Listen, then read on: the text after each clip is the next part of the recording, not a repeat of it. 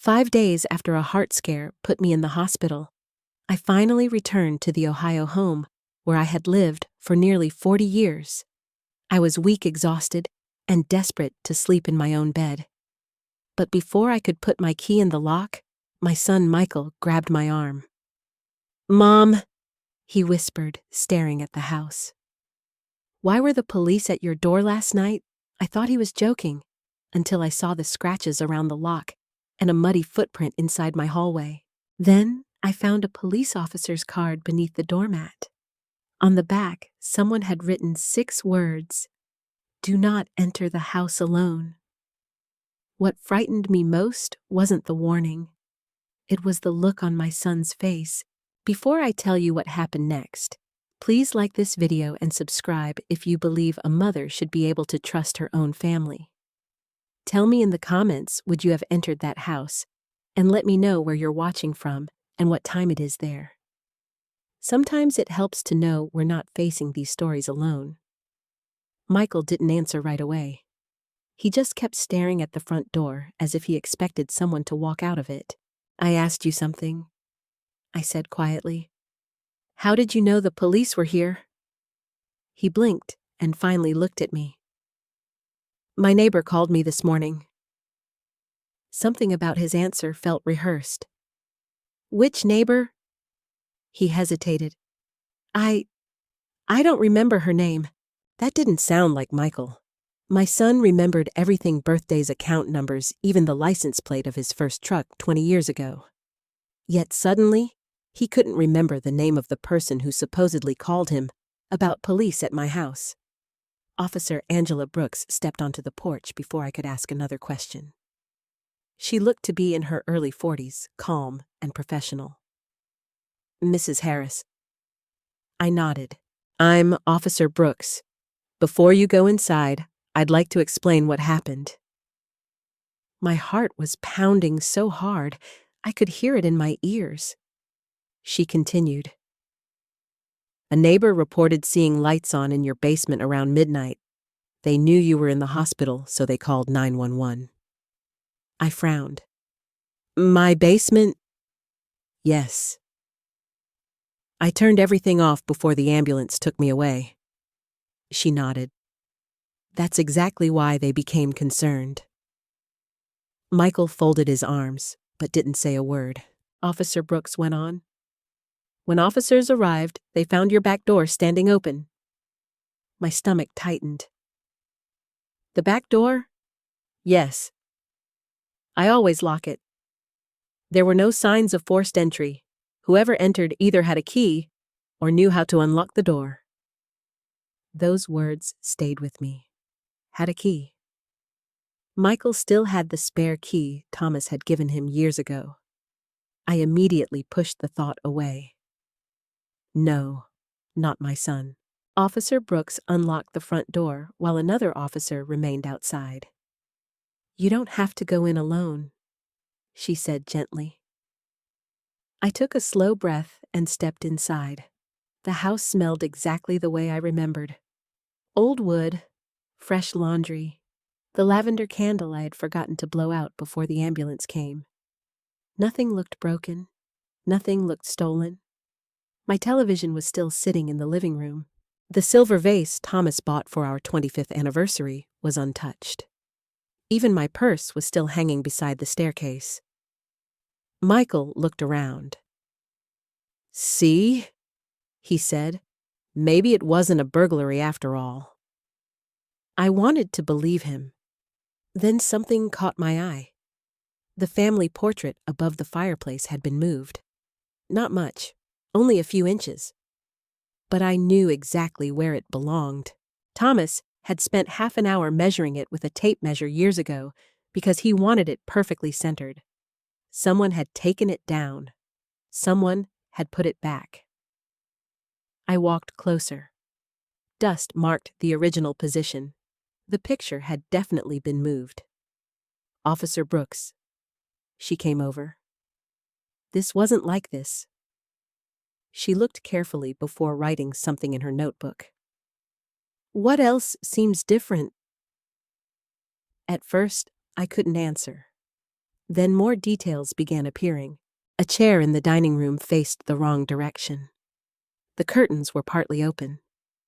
Thomas always closed them before bed. The grandfather clock had stopped. Its pendulum wasn't moving. I hadn't touched it. I suddenly realized something else. My husband's office. I hurried down the hallway. Michael followed. Mom, slow down. I ignored him. Thomas had converted our smallest bedroom into an office after retiring from the army. He kept every important family document there. When I opened the door, nothing looked damaged. Books lined the shelves. His old desk remained exactly where it had always been. His reading glasses still rested beside the lamp. But the top drawer was open. I knew I had closed it before leaving for the hospital. I pulled it all the way out, empty. Every folder was gone. Insurance papers, tax records, military files, all missing. Michael stepped closer. Maybe they fell behind the drawer. They didn't. I knew every inch of this room. I bent down and looked underneath. Nothing. Officer Brooks carefully examined the desk. It appears someone searched this area. She didn't sound surprised. She sounded like she had expected it. Then panic hit me. The bedroom. I almost ran. Michael called after me. Mom! I was already halfway down the hall. My bedroom looked untouched. The bed was neatly made. My jewelry box sat on the dresser. Nothing appeared missing until I knelt beside the bed. Every night before sleeping, I checked the small metal lockbox hidden beneath the frame. Thomas and I had agreed years ago that no bank vault felt safer than keeping our most personal memories close to us. I reached under the bed. My fingers touched empty hardwood. I searched again. Nothing. The lockbox was gone. For a moment, I couldn't breathe. No. I reached farther. Still nothing. It can't be. Michael knelt beside me. What are you looking for? His voice sounded almost too calm. The metal box. What metal box? I stared at him. You know exactly which one. He frowned. I don't. Thomas showed you where it was after his surgery. I barely remember that. My chest tightened. That was another lie.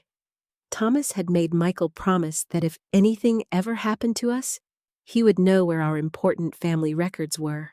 Michael had even joked that Dad trusted a rusty metal box more than online banking. There was no way he had forgotten. Officer Brooks crouched beside us. What was inside the box? I swallowed. My husband's military medals. She nodded while writing. Old financial records. She continued writing. The original deed to this house. She looked up. What else? I hesitated. There were letters. What kind of letters? Letters Thomas wrote over the years. I paused again. And one sealed envelope. Officer Brooks waited. It had my name on it. What was inside? I don't know. Michael looked at me. You never opened it. I shook my head. My husband made me promise. What promise? He said if I ever believed someone in our family was deceiving me. I felt tears rising. That was the day I should open it. The room became completely silent. Officer Brooks slowly closed her notebook. Mrs. Harris? Yes, I believe whoever entered your home wasn't looking for money. I looked at the empty space beneath my bed. No. They came for your documents. Michael suddenly stood up. Maybe Mom moved the box somewhere months ago and forgot. His words hit me harder than I expected. Forgot. It was the first time anyone had suggested my memory couldn't be trusted. I looked straight into his eyes. I didn't forget. Neither of us spoke. For just a second, I saw something cross his face. Not surprise, not sympathy, fear. It disappeared almost instantly. He forced a small smile. I'm just trying to help. But I wasn't listening anymore. I kept thinking about the sealed envelope. Thomas had never been dramatic. If he told me not to open something unless I believed someone in our family was lying, then somehow, somewhere, he had already seen this day coming. And suddenly, I wasn't just afraid of the person who had entered my house. I was afraid of what my husband had wanted to warn me about. I didn't tell Michael what I was thinking. Not yet. If my husband had left me a warning for a day like this, then I needed to stop reacting with my heart and start paying attention with my mind. Officer Brooks suggested I stay somewhere else until the investigation moved forward. I don't think it's a good idea for you to spend the night here, she said. Michael answered before I could. She'll stay with us. I looked around my living room one last time before leaving. Everything looked familiar. Everything looked safe. Yet I no longer felt at home. The drive to Michael's house was unusually quiet. He kept both hands tightly on the steering wheel. Several times he opened his mouth as if he wanted to say something. Each time he changed his mind. I stared out the passenger window. The trees blurred together. For the first time since Thomas died, I felt completely alone. Karen opened the front door before we reached the porch. Oh, Deborah. She hugged me gently. I'm so sorry this happened. Her voice sounded sincere. Her eyes didn't. She looked tired.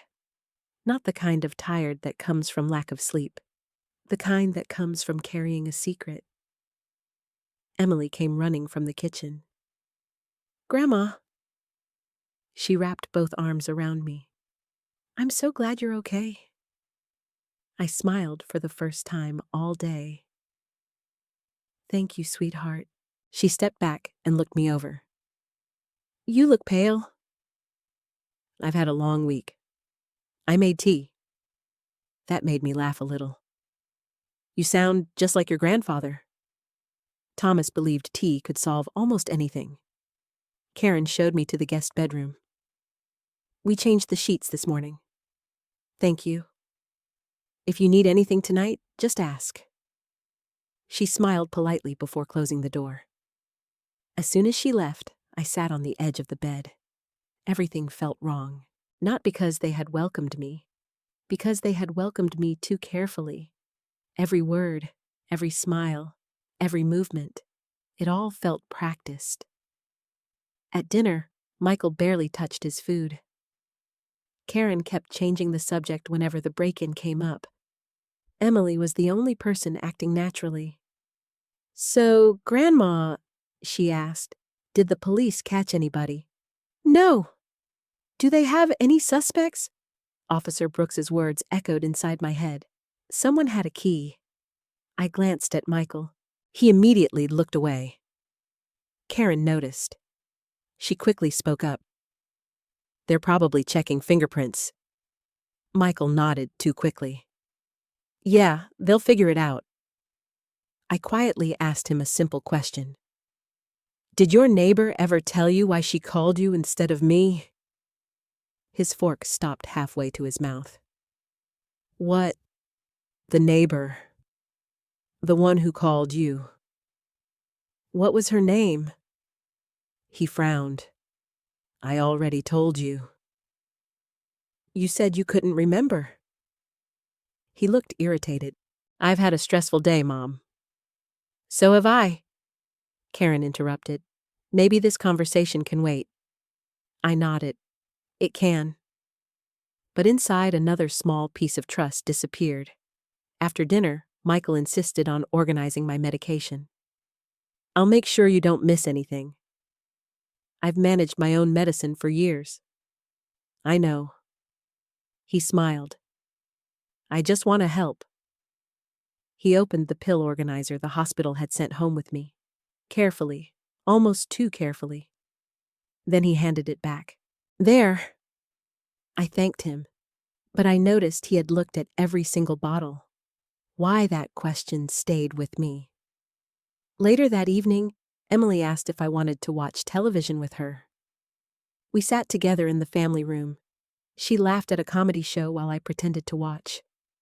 My thoughts never left my house, or Thomas, or that missing envelope. Around 10 o'clock, everyone went upstairs. I couldn't sleep.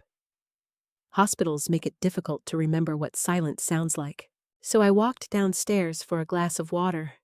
As I reached the kitchen, I heard voices, very low, coming from behind the partially closed office door. Michael, Karen. I stopped. I told you it was gone, Karen whispered. You promised the papers would be enough. They were supposed to be. Michael sounded frustrated. They weren't. What if she remembers? She won't. What if she talks to Linda? My heart skipped. Linda Parker, our family attorney. Why were they talking about her? Karen spoke again. This isn't what you said would happen. I know. You said once the documents were gone?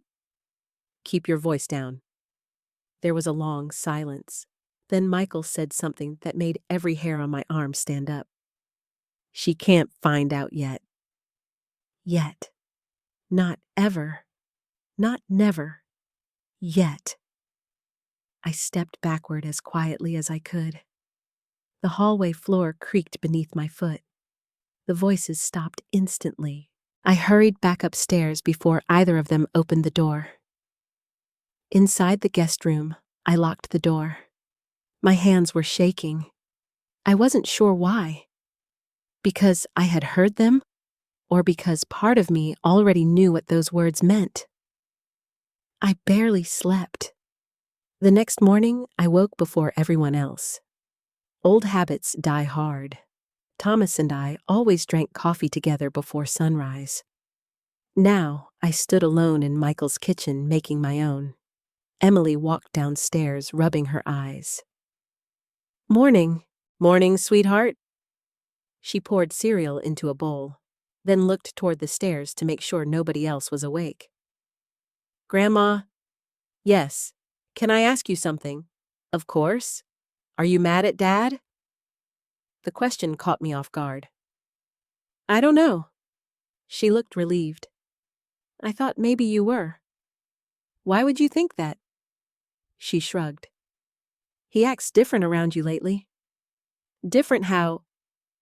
He gets nervous. Nervous. She nodded, like he's waiting for something bad to happen. Children notice everything, even when adults believe they're hiding it well. I reached across the table and squeezed her hand. Has your dad been under a lot of stress? She sighed. Ever since his company closed. That part I already knew. Michael had owned a small construction business. When the housing market slowed, several contracts disappeared. Within months, he had been forced to shut it down. Thomas had worried constantly. He'll recover, my husband always said. He just needs time. I wished Thomas had been right. Emily lowered her voice. Grandma? Yes? Can you promise you won't tell anybody I asked? I promise. She looked toward the stairs again. Dad has been asking you to sell your house for a long time? Yes. He talks about it all the time. I know. He says it's too big. That's what he tells me. Emily hesitated. I don't think that's the real reason. Before I could ask what she meant, footsteps echoed upstairs. Michael was coming down. Emily immediately changed the subject. So, are pancakes okay? I looked at her. She wouldn't meet my eyes. Whatever she knew, she wasn't ready to say it. But I knew one thing. The answers weren't inside my empty house anymore. They were sitting around this breakfast table. And for the first time in my life, I was afraid that the greatest danger to me wasn't a stranger who broke into my home. It might be someone who called me Mom. That morning, I made a decision. I wouldn't accuse Michael. Not until I knew the truth. If I was wrong, I could destroy my only son's life with suspicion. If I was right, I needed proof before he realized I was looking. I acted as if nothing had happened. I smiled through breakfast. I thanked Karen for the coffee. I even apologized for bringing so much stress into their home. Michael looked relieved. That told me more than words ever could. After breakfast, he walked into the living room carrying a blue folder. "I need a small favor, Mom." My stomach tightened. "What kind of favor?" "Nothing serious." He sat beside me on the couch. "I've been thinking about your hospital stay." "So have I." "You scared me." His voice sounded emotional. "I almost lost you." I reached over and touched his arm. "I'm still here." "I know." He smiled. "And I want to make sure you're protected if something ever happens again." He opened the folder. Several forms were neatly arranged inside. "I already talked to your insurance company." I looked at him. "You did?" "I just wanted to make things easier." He pointed to the first page. "This lets me speak with your doctors." The second page. "This allows me to help with insurance paperwork." The third page. "This one is just in case another emergency happens." I picked up the papers. At first glance, they looked routine. Medical authorization, emergency contact, HIPAA release. Then I noticed another document underneath. It wasn't clipped with the others. Almost as if he hoped I wouldn't read it carefully. I slowly pulled it free. The title immediately caught my attention. Durable Financial Power of Attorney. I looked up. "Michael." "It's just standard paperwork." "No." I read the first paragraph. The document would allow him to access my bank accounts, manage my investments, sign legal documents, handle real estate transactions, including decisions involving my home. I looked directly into his eyes. "This isn't medical paperwork." He shifted in his seat. "It goes together." "No, it doesn't." He forced a smile. "You trust me, don't you?" That question hurt more than I expected, because until 2 days ago, I would have signed anything my son handed me, without reading it. "I do trust you," I answered carefully. "But I don't sign legal papers without my attorney." His smile disappeared. "Mom, I'll let Linda Parker review them." The moment I said Linda's name, his expression changed, only for a second, but I saw it. Panic. "That's not necessary." "It is to me." He leaned forward. "Linda charges too much. I've worked with her for over 30 years. This is simple." "If it's simple, she'll tell me that." His voice became sharper. "Why are you making this difficult?" I stared at him. "I could ask you the same question." Karen walked into the room carrying folded laundry. She immediately sensed the tension. "What's going on?" Michael stood. "Mom doesn't trust me." Karen looked at me. "Deborah?" "I never said that." Michael interrupted. "You don't have to. I only asked you to sign a few forms. I asked for my lawyer to review them." Karen placed the laundry on a chair. "I don't think that's unreasonable." Michael turned toward her. "Seriously?" She hesitated. "I just mean—" He cut her off. "I've spent years helping Mom." "I know. And now she thinks I'm trying to steal from her." "I never said those words." "But you're thinking them." The room fell silent. How had we gotten here so quickly? He took a deep breath. "I'm sorry." His tone softened again. "I haven't slept. I've been worried." I just want to protect you. I nodded slowly. And I appreciate that. But I'll still ask Linda. He picked up the folder without another word. As he walked away, I noticed his hands were trembling. Not with anger, with fear. That afternoon, Karen suggested taking a walk.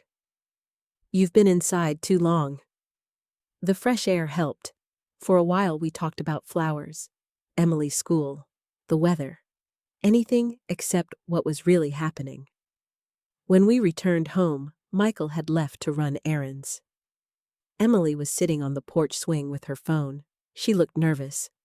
When Karen went inside, Emily motioned for me to sit beside her. I need to show you something. What is it? She unlocked her phone. You have to promise not to tell Dad. I promise. She opened an app. Colored dots appeared on a map. It's our family location app. I didn't know you used one. Dad wanted everyone to have it. She zoomed in. This was 2 nights ago. A red dot appeared. Michael's phone. I looked closer. The location froze my blood. It was my house. The timestamp read 11:47 p.m., the exact night Officer Brooks said the police had responded. I looked at Emily. Are you sure this is accurate? She nodded. I checked it because Dad told Mom he was working late. But he wasn't. He stayed there almost 40 minutes. My throat suddenly felt dry. Did you ask him about it? No. Why not? She looked down. Because he gets angry lately. I wrapped my arm around her. You did the right thing telling me. I don't know what's happening. Neither do I, she swallowed. I took a screenshot. She handed me the phone. Sure enough, the image showed the date, the time, the address, everything. Can you send this to me? She nodded. I already did. I checked my email. There it was, a single screenshot. Simple, undeniable. I stared at it for a long time. Michael had lied. Not maybe, not possibly. He had been at my house. The same night the police were called. The same night my lockbox disappeared. The same night someone searched Thomas's office. I closed my eyes. My first instinct was to defend him.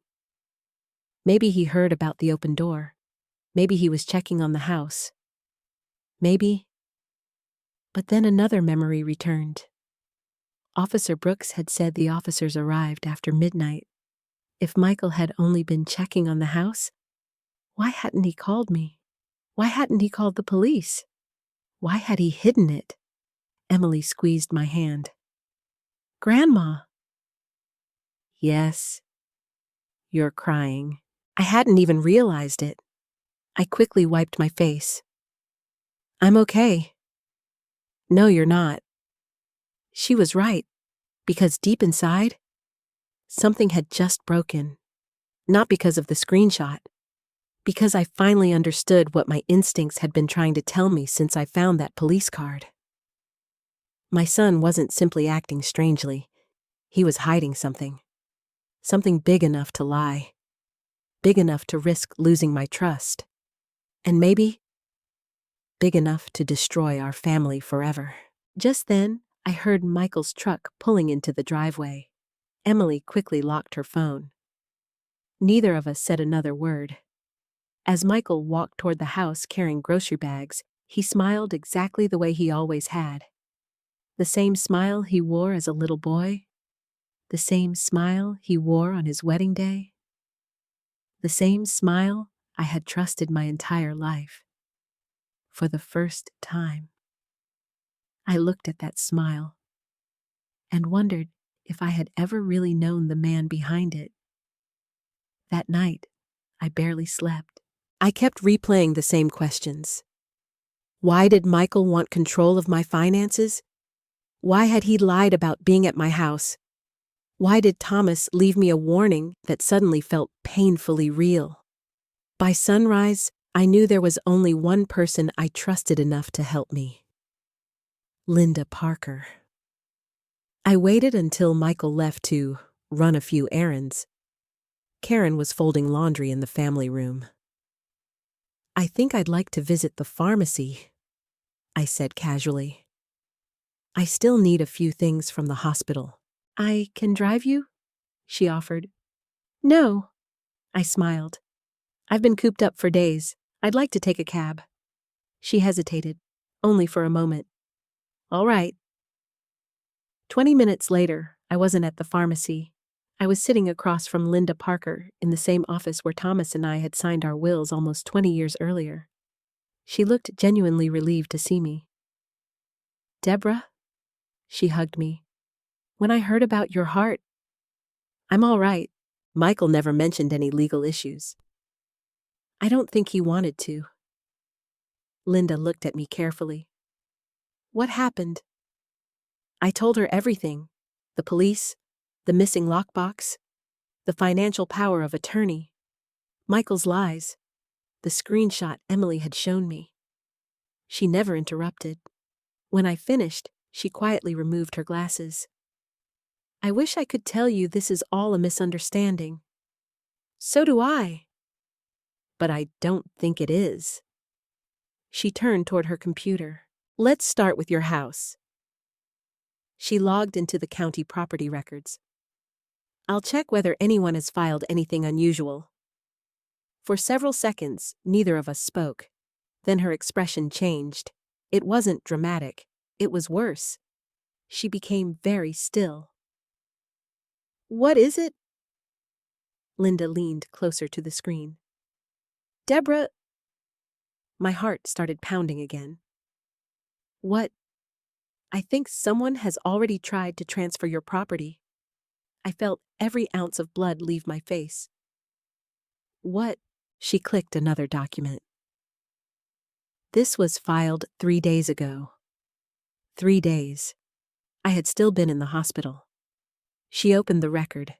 At the top in bold letters were words I never imagined seeing beside my name. Quitclaim deed. Grantor Deborah Ann Harris. Grantee Cedar Grove Property Solutions. "I've never heard of that company." "I didn't think you had." Linda scrolled down. "There." She pointed to the signature. My signature. Or at least, something that looked almost exactly like it. I stared in disbelief. "That's not mine." "I know. But someone copied it very well." I leaned closer. Every curve looked familiar. Every letter matched my handwriting. Only one thing felt wrong. The way I crossed the H in Harris. It was almost perfect. Almost. "I never signed this." "I believe you." "Has the house been transferred?" Linda shook her head. "No." I closed my eyes in relief. "Why not?" The county clerk flagged the notarization. "What does that mean? The notary information didn't match the state database? So the transfer hasn't been finalized." I could finally breathe again. "But..." I looked at her. "But if they correct the paperwork..." She didn't finish. She didn't have to. Someone had almost stolen my home. Not broken into it, not robbed it, stolen it. Linda printed several pages. "I want copies of everything." "So do I." She handed me the documents. Then she opened another database. "Let's see who owns this company." Minutes passed. Finally, she found it. Cedar Grove Property Solutions. She frowned. "Interesting." "What? It was created only 6 months ago." "Who owns it?" "The records don't list an individual." She clicked again. "Only a registered mailing address." "Where?" She wrote it on a notepad. I stared at the address. For a second, it meant nothing. Then something clicked. "I know that building." "You do?" "Michael took me there once." "When?" "About 8 months ago." "What for?" "He said Karen's brother had a new office there." Linda slowly looked back at the screen. "Karen's brother, Jason Miller." I remember him. He works in commercial real estate. Linda typed his name. Several search results appeared. He isn't listed as the owner.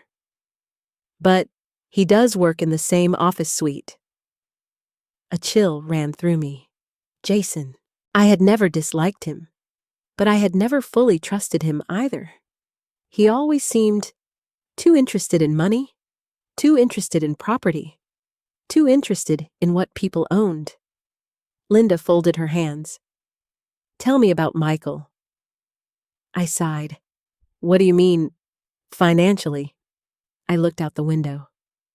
When Thomas was alive, I stopped. Talking about my husband still hurt. He helped Michael several times. Loans? Yes. For his construction business. Did Michael repay them? I assumed he did. Linda didn't answer. I suddenly remembered something. A conversation from nearly 2 years earlier.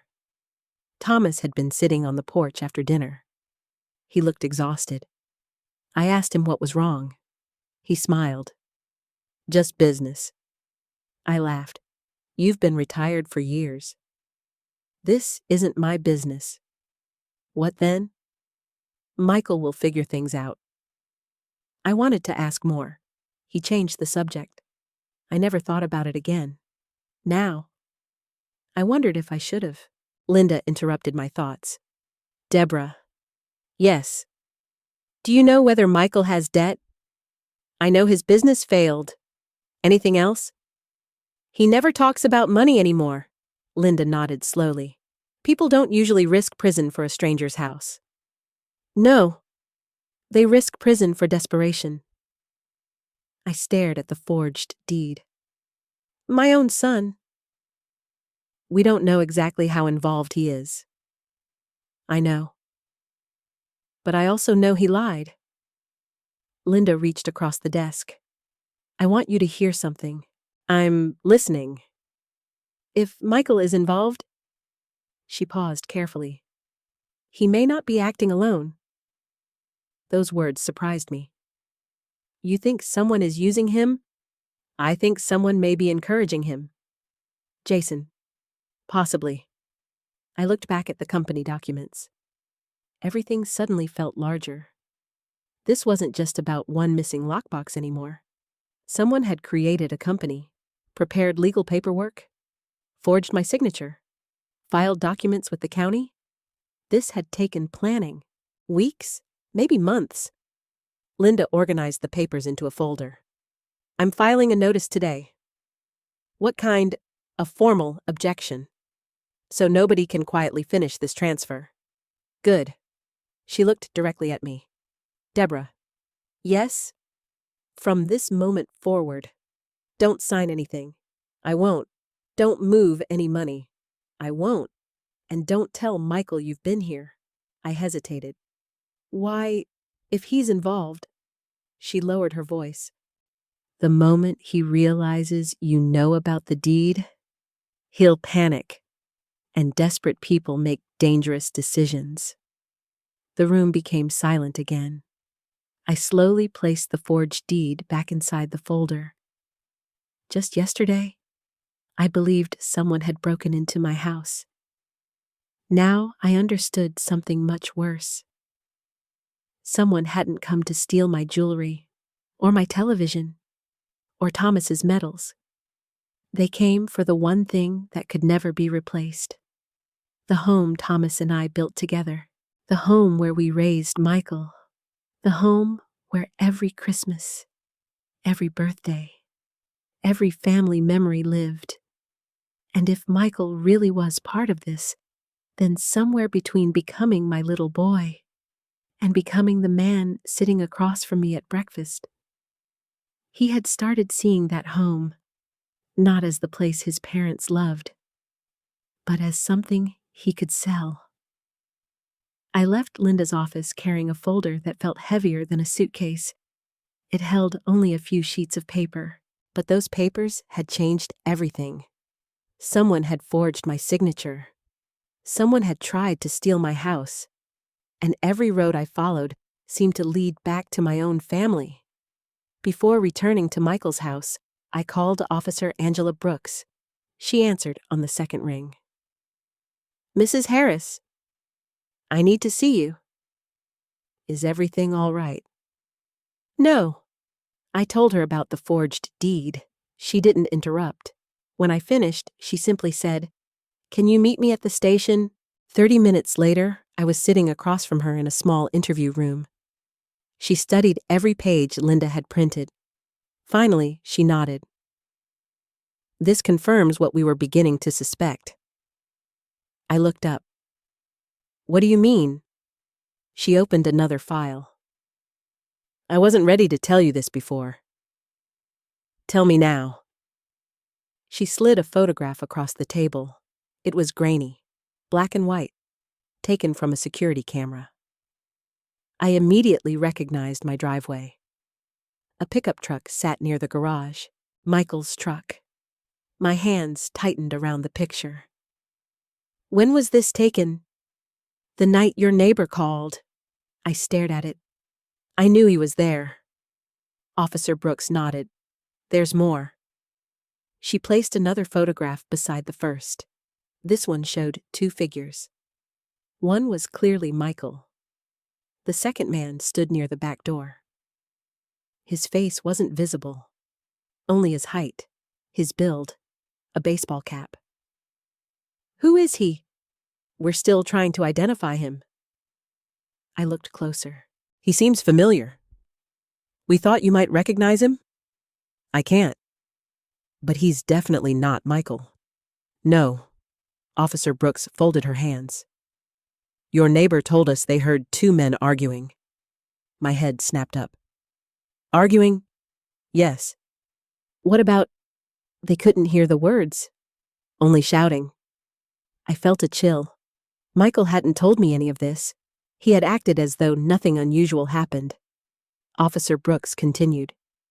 "After the argument, one man ran toward the backyard. The other stayed inside. Then the lights went off." I closed my eyes.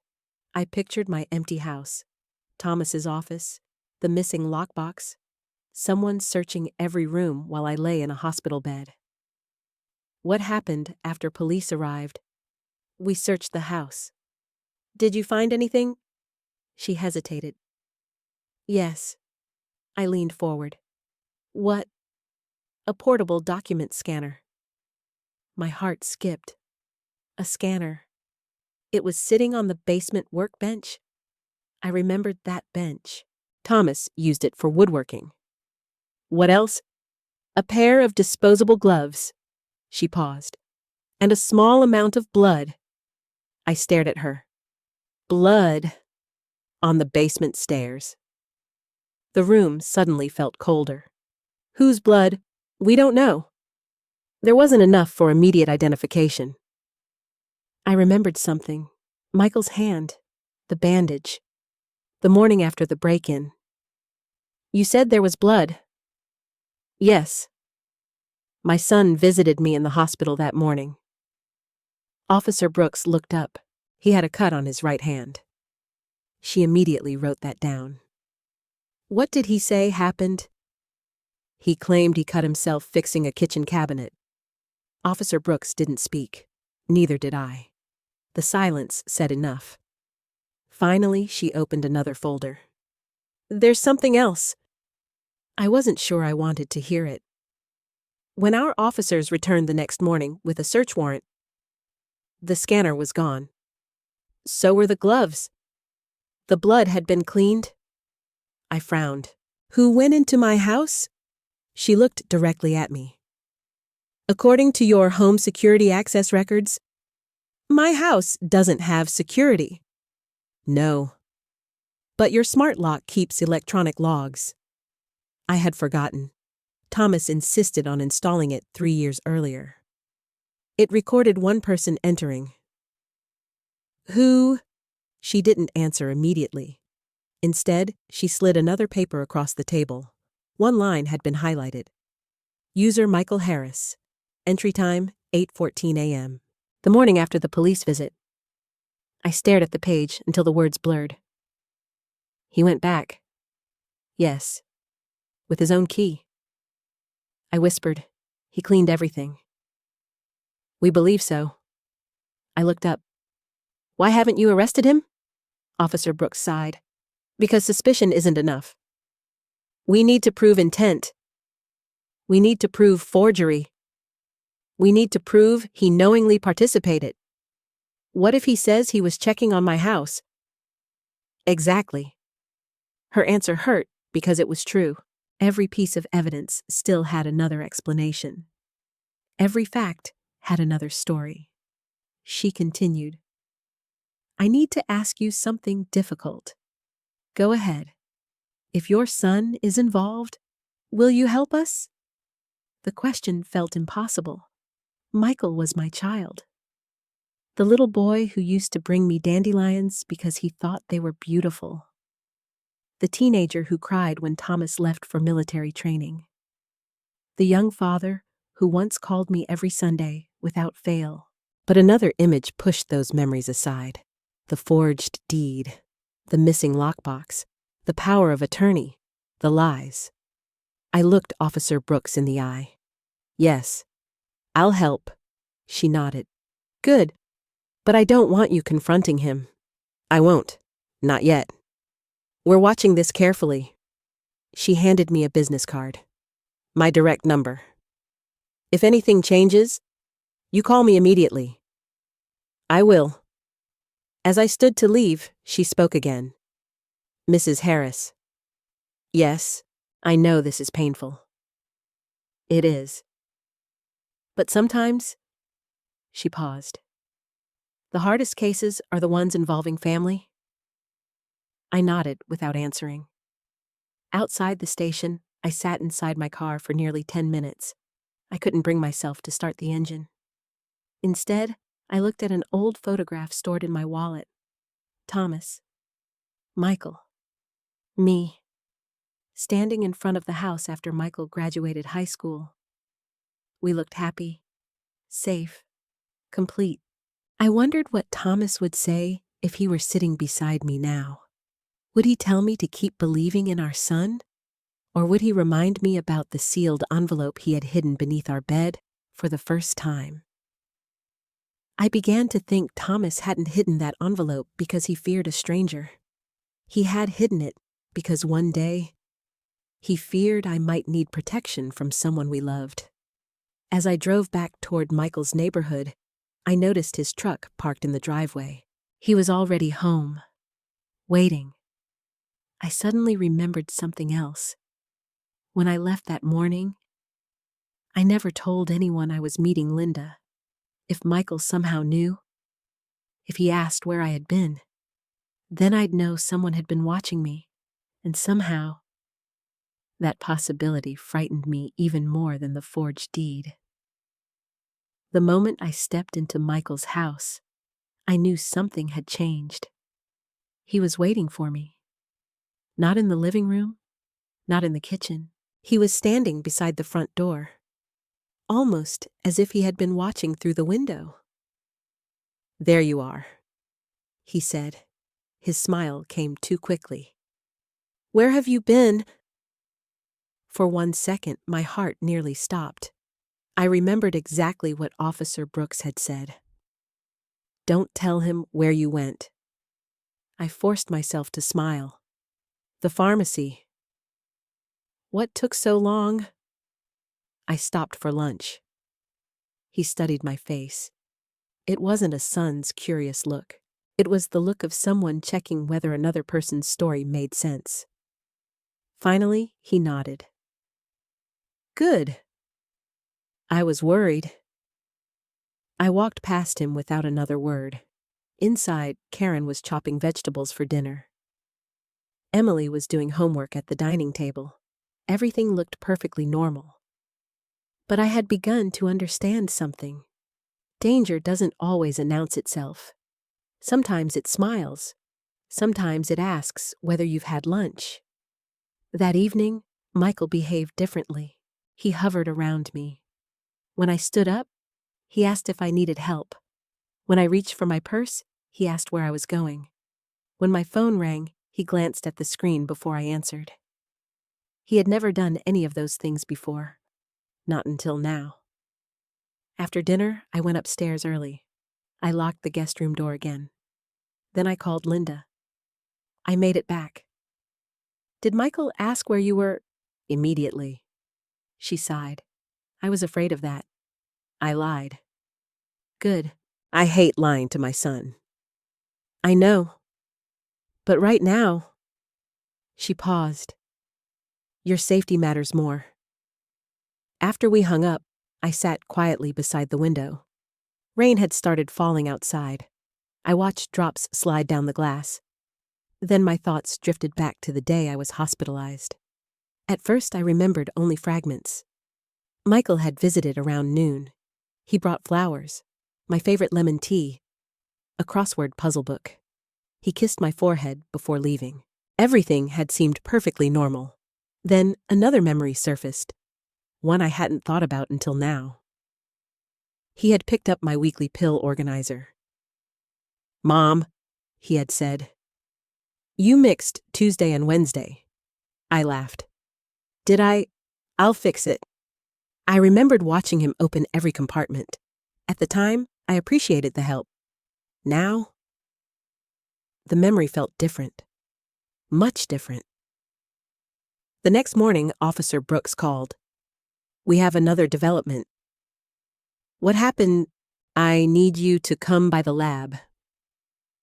An hour later, I met her at the police station. She carried a sealed evidence bag. Inside was my medication organizer. "We finished testing your remaining pills." I felt my stomach tighten. "What did you find?" She opened the report. Several tablets contained twice the prescribed dosage. I stared at her. "That's impossible." The manufacturer confirmed they weren't packaged that way. "What are you saying?" "Someone manually replaced them." I couldn't breathe. "No." She looked at me with genuine sympathy. "I'm sorry." I slowly shook my head. I thought— My voice cracked. "I thought maybe I accidentally took too much." That's what everyone believed. I covered my mouth. For days, I had blamed myself. I had replayed every moment before collapsing, wondering whether old age had finally caught up with me, whether I had become careless, whether I could still trust my own mind. Now I knew it hadn't been my mistake. Someone had changed my medication. Officer Brooks continued carefully. "The dosage wasn't enough to guarantee death." "But with your heart condition—" She didn't need to finish. I already understood. It could have killed me. Tears blurred my vision. "Who would do that?" "We don't know yet. But we're getting closer." I wiped my eyes. Then another memory slammed into me. The tea. Michael had insisted on making it. He had gone into my kitchen alone. At the time, I thought he was being thoughtful. Now, every memory carried a question. Officer Brooks watched my expression change. "What are you remembering?" I told her about the tea, and about Michael rearranging my pill organizer. She wrote everything down. "Did anyone else handle your medication recently?" "No." "What about Karen?" "Not that I know of." "What about Emily?" "Never." She nodded. "We'll include this in the investigation." I looked at the evidence bag again. "I don't understand. If someone wanted my house, why risk my life?" Officer Brooks answered quietly. "Because a hospitalized parent is easier to control." The words echoed inside me. Hospitalized, weak, dependent. I suddenly remembered Michael's conversations during my stay. He had spoken with nurses several times. He asked whether I could still live alone, whether patients my age often forgot medication, whether doctors recommended assisted living after heart episodes. At the time, I thought he was simply worried. Now, every question sounded different. That afternoon, I met Linda again. She had more information waiting. I've been digging into Cedar Grove Property Solutions. What did you find? She handed me several newspaper articles. At first, they looked unrelated. Different towns, different families, different elderly homeowners. Then I noticed the pattern. Every victim was over 65. Every property had been transferred shortly after a medical emergency. Every family claimed the older relative had become forgetful. Every home was sold within months. I looked at Linda. This can't be coincidence. It isn't. She pointed to one paragraph. In 2 cases, the children convinced doctors their parents could no longer manage finances. They received financial authority. Then the homes disappeared. I felt sick. Michael had started saying similar things about me months ago, at family dinners, at church, even to neighbors. He would laugh and say, "Mom keeps forgetting things." People always smiled. So did I, because none of it was true.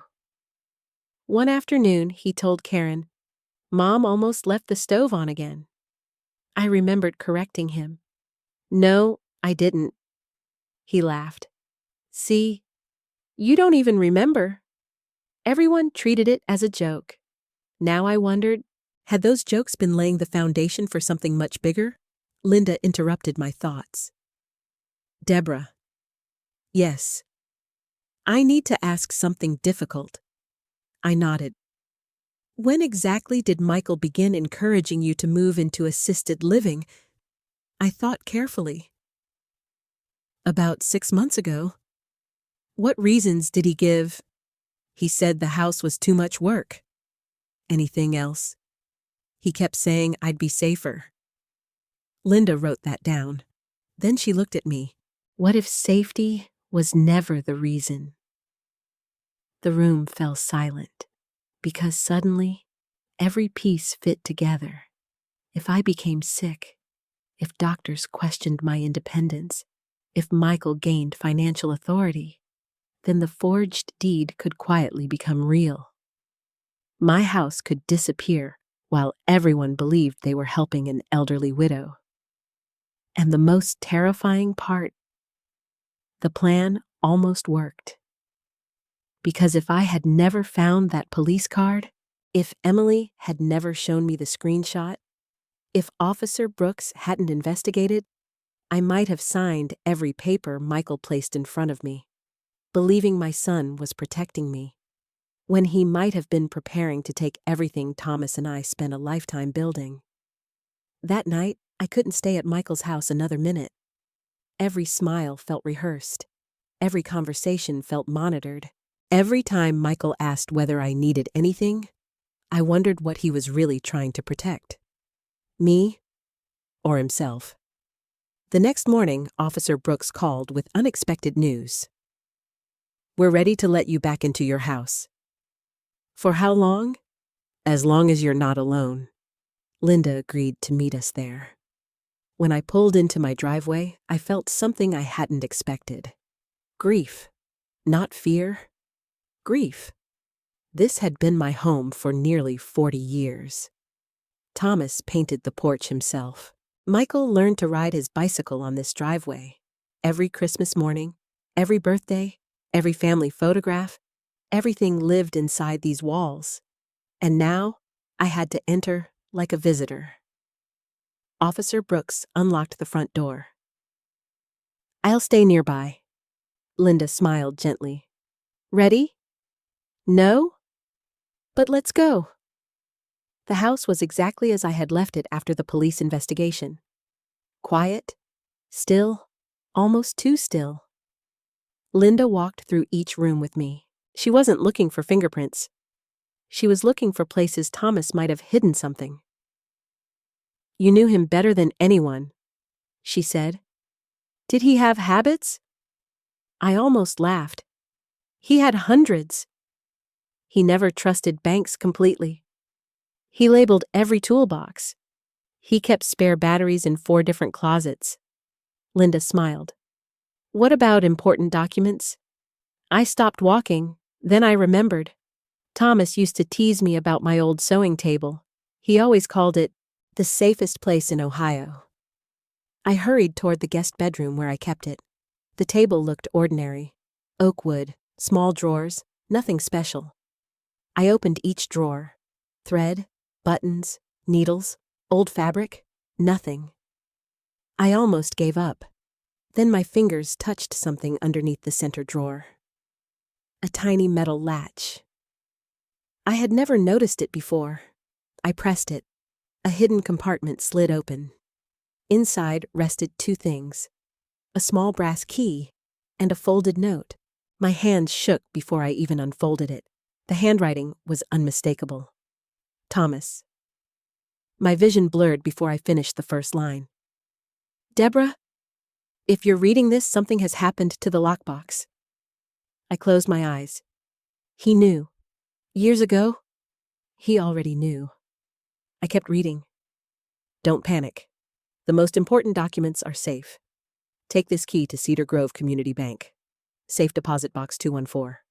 Do not tell anyone before you get there, especially if you believe someone close to you has lied to you. Love always, Thomas. Tears rolled down my cheeks. Linda quietly placed a hand on my shoulder. What did he say? I handed her the note. She read it slowly, then looked up. We're going to the bank.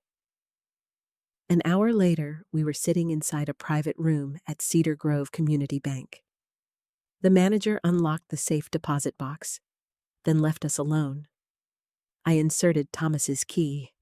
The lock clicked. Inside sat a thick manila envelope, several folders, a flash drive, and another sealed envelope.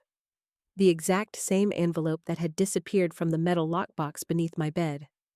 Thomas had made a copy. I laughed through my tears. You stubborn man. Linda smiled. He planned for everything. Almost everything. I carefully opened the large envelope first. Inside were the original deed to our house, investment records, insurance policies, everything the thieves had hoped to steal. Linda nodded with relief. Good. They'll never be able to replace these originals. Then I picked up the sealed envelope. For nearly 4 years, I had honored Thomas's request. Now, the reason for opening it had finally arrived. I broke the seal. Inside was a handwritten letter. Only 3 pages long, yet every sentence changed my life. Deborah, if you are reading this, it means you believe someone in our family has betrayed your trust. I pray I'm wrong. But if I'm not, there is something I never told you.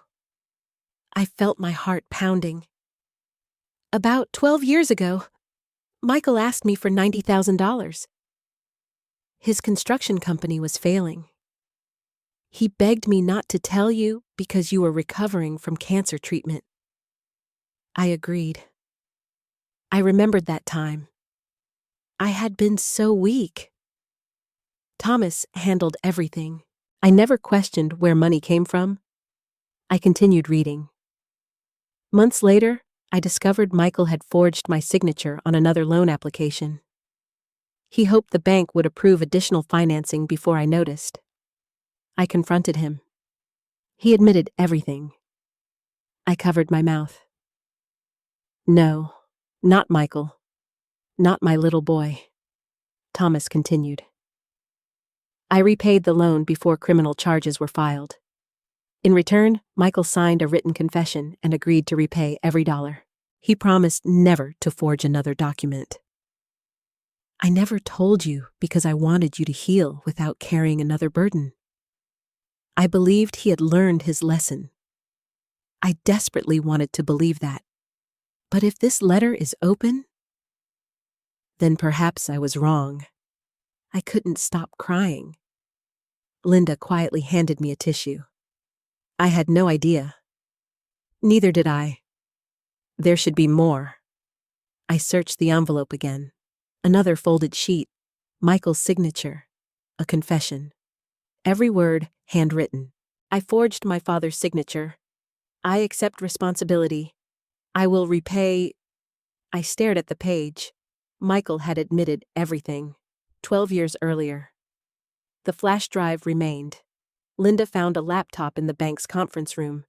We inserted it. One video file appeared. Thomas. He looked older than I remembered. Tired, but smiling. He looked directly into the camera. "Hello, sweetheart." I burst into tears again. His voice filled the room. "If you're watching this, then I'm no longer there to protect you. I hope I'm simply being overly cautious. But I've learned something. Love can blind good people. I loved our son enough to believe one mistake wouldn't define him.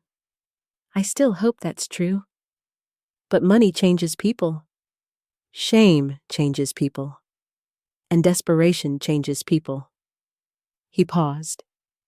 "If Michael ever asks you to trust paperwork more than your instincts, trust your instincts. If anyone ever pressures you to sign something quickly, call Linda. And if anyone ever makes you question your own memory, remember this: you are stronger than you think." His eyes filled with tears. "So please, protect yourself. Even if the person you must protect yourself from is someone we both love." The screen went black. Neither Linda nor I spoke. We simply sat there, listening to the silence he left behind. Finally, Linda whispered, "He knew." I nodded slowly. "No. He hoped. He hoped he'd never be right." I looked at Michael's confession again. Then, at Thomas's video. Everything suddenly made sense. The missing lockbox, the forged deed, the envelope. Michael hadn't stolen it because of the military medals. He had stolen it because this confession could destroy him. And if he had forged signatures once before, then forging mine wouldn't have been the first time. I didn't go back to Michael's house that evening. Officer Brooks insisted it wasn't safe. Instead, Linda arranged for me to stay in a small guest apartment above her law office. It wasn't fancy. A narrow bed, a tiny kitchen, a single window overlooking Main Street. But for the first time in days, I slept without wondering who might be standing outside my bedroom door.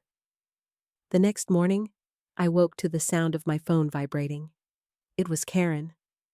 I let it ring. Then it rang again. And again. Finally, I answered. "Hello." Her voice sounded shaky. "Deborah, where are you?" "I'm safe. Michael is looking everywhere for you. I needed some time." "He thinks you're angry." I almost laughed. Angry? That word no longer came close to describing what I felt. "I'm thinking." There was a long silence. Then Karen whispered, "I need to see you." My grip tightened around the phone. "Why not over the phone?" "Karen, please. I don't think I can keep doing this."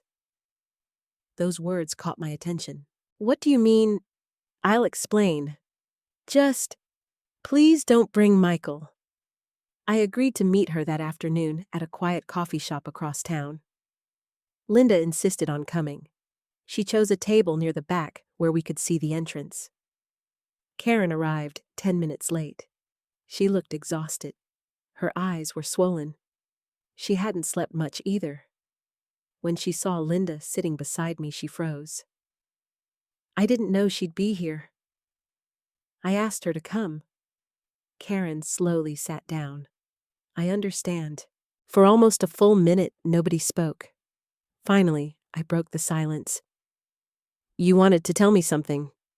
Karen nodded. Then tears filled her eyes. "I'm sorry."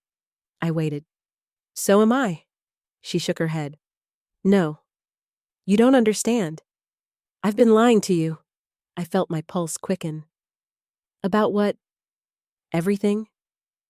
Linda quietly turned on a small voice recorder. Karen noticed. She didn't object. Instead, she took a deep breath. It started last year.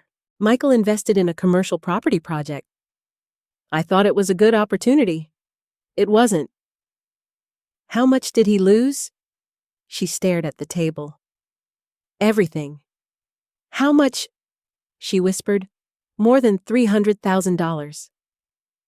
I looked at Linda. Neither of us spoke. Karen continued. He borrowed money? From who? She hesitated. My brother. Jason. The name didn't surprise me anymore. What kind of loan? It wasn't through a bank. It was private, and the interest kept growing. Michael couldn't keep up. What happened then? Karen closed her eyes. Jason offered him another way out. I already knew the answer. My house. She nodded. He said your property had enough equity to solve everything. Did Michael agree immediately? No. She answered so quickly that I believed her. He refused. At first? What changed? The debt. And the threats.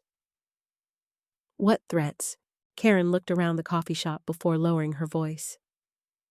Jason told Michael he'd exposed the forgery from years ago. I froze. You knew about that? She nodded slowly. I found out after we got married. Michael swore it would never happen again. He said he'd changed. And did you believe him? I wanted to. She began crying again. I loved him. I still do. But I don't recognize him anymore. Linda asked the next question. What exactly did Jason want? Karen answered without hesitation. He wanted the house transferred. Then refinanced. Then sold. How? He said Michael only needed to convince everyone Deborah couldn't manage her finances anymore. I stared at her. So, that's why he kept telling people I was forgetful. She nodded. He said if doctors believed you needed assisted living, everything else would become easier. I remembered every joke, every comment, every fake story about me leaving the stove on. None of it had been random. It had all been preparation. Karen wiped her eyes. The night you were in the hospital, he and Jason went to your house. What were they looking for? The deed. The lockbox. The papers. The confession. Thomas had been right. That confession was the real target. What happened inside? Karen swallowed. They argued. About what? Jason wanted to destroy everything. Michael wanted to keep some of it. Why? I remembered the blood on the basement stairs, the bandage. Every piece fit together. Linda asked, why did Michael return the next morning? To remove the scanner, the gloves, the copies, and clean the blood. Exactly what Officer Brooks believed. Karen reached into her purse. I brought something. She handed me her phone. There are screenshots. I opened the gallery. Dozens of text messages. Jason, get the house transferred before she gets discharged. Another, stop acting like a little boy. Another, if you fail me, I take your house too. For a brief second, I almost felt sorry for Michael. Then I kept reading. Michael. How long until doctors can declare her incompetent? Another. Can the deed be recorded before she gets home? Another. If she refuses to move, we'll need another plan. I stared at the words. Cold, calculated. Nothing about them sounded like a frightened son. Karen quietly said, I didn't know he wrote those. Not until later. I handed the phone to Linda. Then I asked the question that had haunted me for days. The medication? Karen immediately looked confused. What medication? My heart pills. She frowned. What about them? They were tampered with. Her eyes widened. No. They were. They contained double doses. Karen slowly shook her head. I swear to you. I never knew. I thought your heart attack happened naturally. I searched her face. She looked genuinely horrified. If Michael did that, she whispered, he never told me. I wanted to believe her. Part of me did. Another part no longer trusted anyone. Linda quietly copied every text message onto her laptop. When she finished, she looked at Karen. Will you testify? Karen closed her eyes, then nodded. Yes. I can't keep protecting him. But there's something else. We both looked at her. My brother, she whispered. He's not finished. What do you mean? He thinks you still have something. The confession? The original deed? The video? My heart skipped. How do you know? Because he keeps asking Michael one question. What question? Karen looked directly at me. Did you find everything Thomas left behind? Karen's last question stayed with me all night. Did you find everything Thomas left behind? It wasn't just a question. It was proof. Jason knew there was something else. He didn't know what it was, but he knew Thomas had hidden evidence somewhere. The next morning, Linda Officer Brooks and I met in Linda's office. Linda spread every document across the conference table. The original deed, Thomas's letter, Michael's handwritten confession from 12 years earlier, the flash drive, the screenshots Karen had provided. Officer Brooks looked at the evidence one piece at a time. We're getting close, she said, but we still need to prove the current conspiracy. Linda nodded. The old confession shows a pattern. The forged deed shows intent. The text messages show planning. But we still need to connect everyone together. I looked at Officer Brooks. What happens now? She answered calmly. We wait. I hate waiting. I know.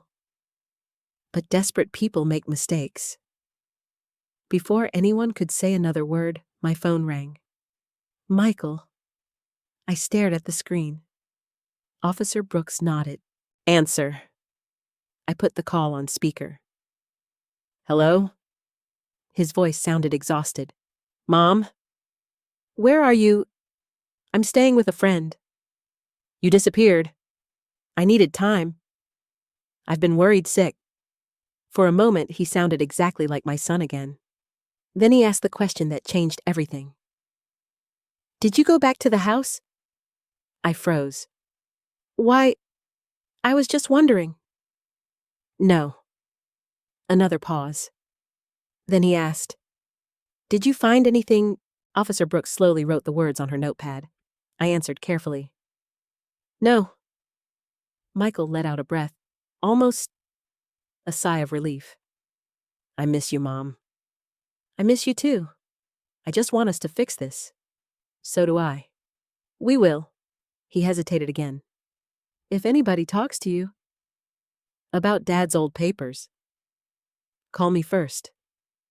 I felt every person in the room looking at me. I will. The call ended.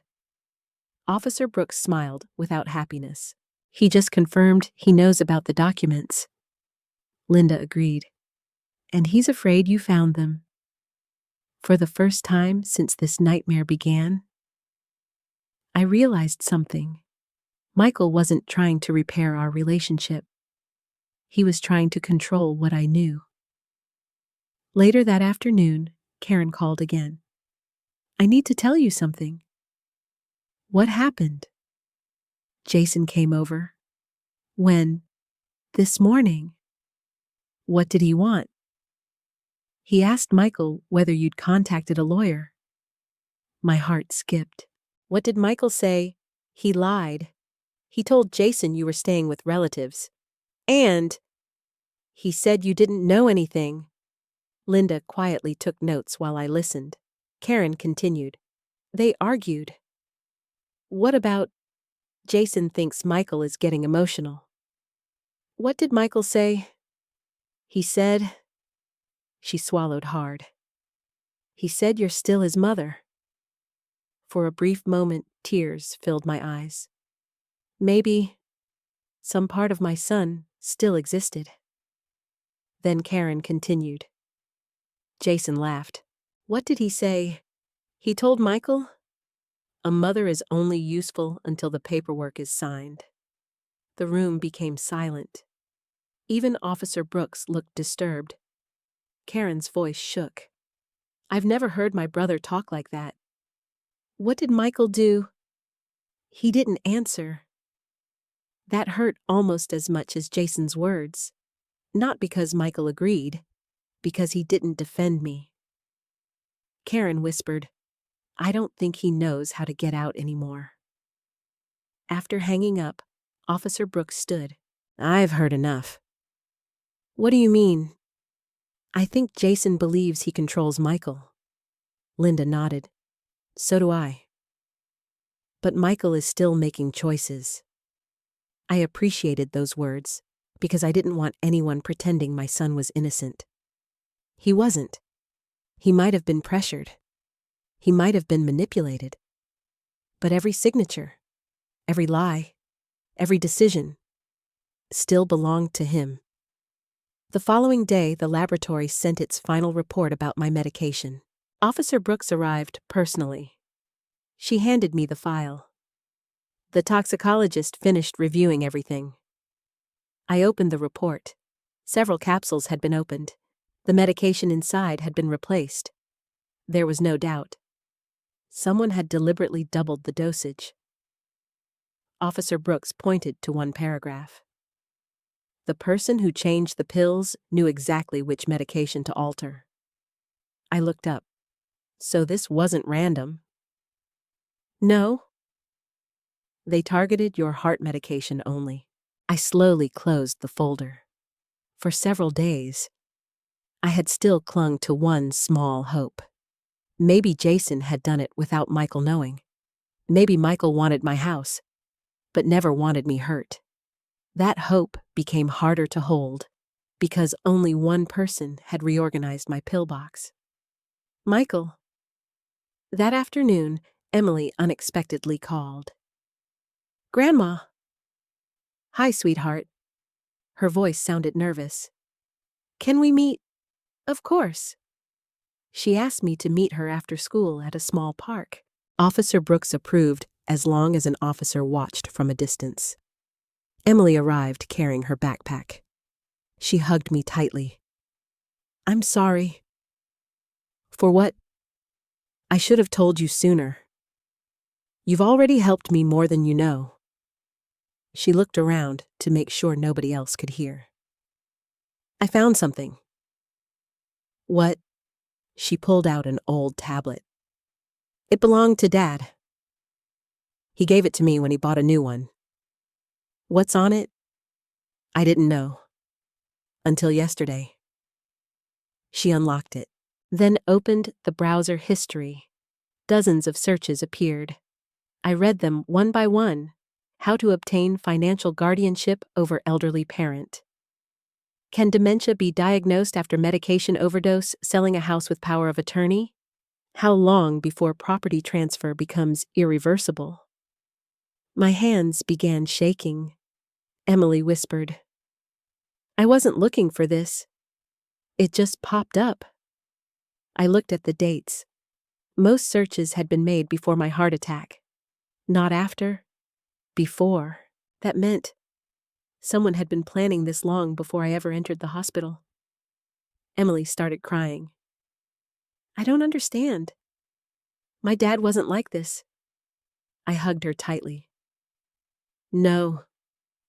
He wasn't. At least, I hoped he hadn't always been.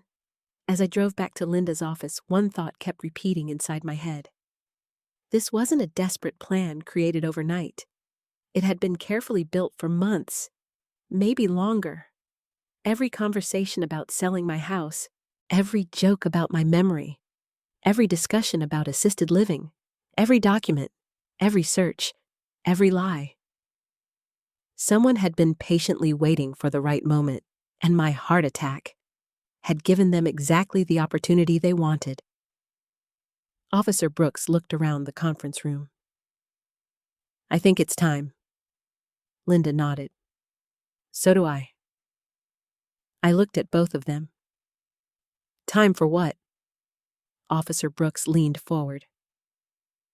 "We're going to let them believe they've won." I frowned. "I don't understand." "We're going to bait them." The idea made my stomach tighten. "How?" Linda opened a notebook. "You'll call Michael. You'll tell him you've decided to stop fighting." I stared at her. "You want me to lie?" "I want you to survive." Officer Brooks continued. "If Jason believes you're giving up, he'll make his move, and we'll be waiting." For several seconds, nobody spoke. Finally, I nodded. "I'll do it." Linda slid a piece of paper toward me. "Don't read this word for word. Just remember the important points." I took a deep breath. Then I called Michael. He answered almost instantly. "Mom, I've been thinking." "So have I." "I'm tired." "So am I." "I don't want any more arguments." Neither of us spoke. Then I forced the hardest sentence I'd ever said. "Maybe you're right." His breathing changed. "What do you mean?" "Maybe I'm getting older. Maybe I shouldn't live alone anymore." Silence. Long silence. Then he quietly asked, "Are you serious?" "Yes. I don't want to fight my own son." His voice softened. "Mom? I never wanted that either." It sounded genuine, painfully genuine. I almost believed him. Then he asked, "When can we meet?" "I'll come home tomorrow." "Good. We'll figure everything out." Before hanging up, I added one more sentence. "I found some old papers." "I'll bring them too." He froze. "What papers?" "Oh, I don't think they're important, but Dad always kept everything." Another pause. "I'll see you tomorrow." The call ended. Officer Brooks immediately looked at me. He took the bait. Did you hear his voice change? I did. The next 24 hours became the longest of my life. The police placed surveillance around my house. Unmarked vehicles waited nearby. Karen secretly agreed to update us if Michael or Jason made any sudden plans. Emily stayed with a close friend so she wouldn't be caught in the middle. Everything was ready. The following afternoon, I drove back to my house. For the first time since leaving the hospital, I entered through my own front door. Officer Brooks had already searched every room. Several officers hid outside. Others waited in neighboring houses. I sat alone at my dining room table. In front of me rested a large envelope. Inside were only blank sheets of paper. The real documents remained safely locked away. At exactly 6 o'clock, Michael arrived. He knocked once. I opened the door. For a moment, neither of us spoke. He looked exhausted. His beard had grown. Dark circles surrounded his eyes. "Mom, come in." He stepped inside slowly, then hugged me. I stood completely still. "I've missed you." "I know." We sat across from one another at the dining table, just like we had hundreds of times before. Only this time, everything was different. He noticed the envelope immediately. "Are those Dad's papers?" "I think so." He couldn't take his eyes off them. "I never really looked." "I figured maybe you should." His hands moved toward the envelope, then stopped.